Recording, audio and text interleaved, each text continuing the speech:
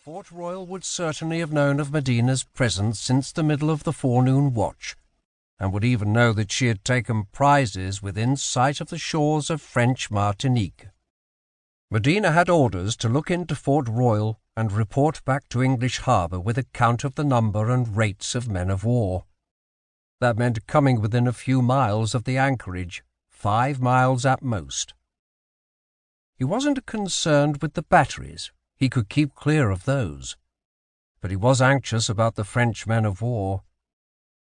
By the time he reached the cul-de-sac Royal, the deep bay that provided the sheltered harbour for Fort Royal, which was positioned on its northern shore, the French could have sailed and been ready to meet them.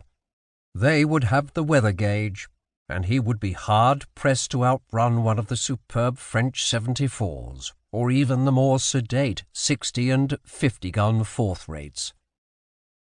Carlisle looked at his watch.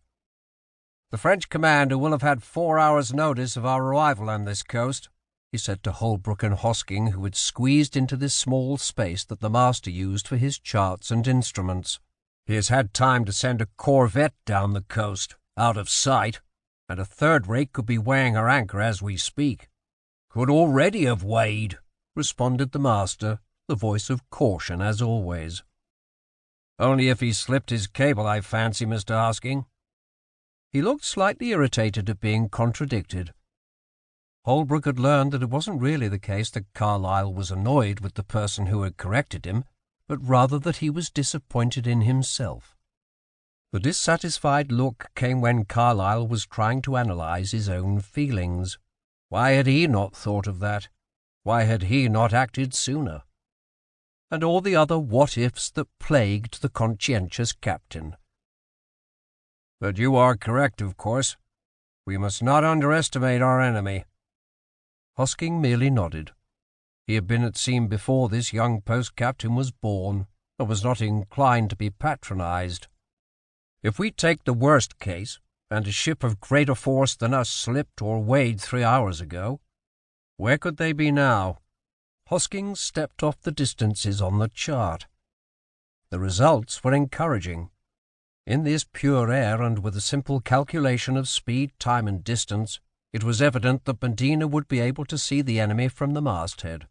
They would not have had time to disappear below the horizon. There would be no line of battleship ready to spring the trap when Medina was committed to the 6-mile-wide entrance to the bay, between Negro Point and Black Cove. Could one of them have slipped around Diamond Rock, rather than sailed to the west? Holbrooke voiced the concern that they all had. "A ship of the line could not have made it in that time," said Hosking. "But a frigate or corvette may have." They both looked at Carlisle. It was his decision. In an ideal world they would have run southwest to give Fort Royal a wide berth until they could come back at a time when they weren't expected. However, there was a time constraint. Carlisle had only been granted 2 weeks for his cruise, and he had to visit their old friends at Grenada yet. There would hardly be time to come back inside the islands for another look at Fort Royal. Carlisle knew this was risky, but he was in high spirits after the captures of the morning and wanted to get this over and done. He wanted to be free to cruise upon the enemy's commerce. Holbrooke spoke, moving his fingers across the chart to illustrate his point. "Perhaps there is another way. We could cruise a few leagues off the bay until an hour or 2 before sunset. That will allow the sea breeze to die away. We will have the sun behind us, and perhaps, if there is an ambush, the French will spring it too soon, before we are trapped against the land." He looked at his captain and the master. They were watching him with interest, rapidly thinking over this new plan.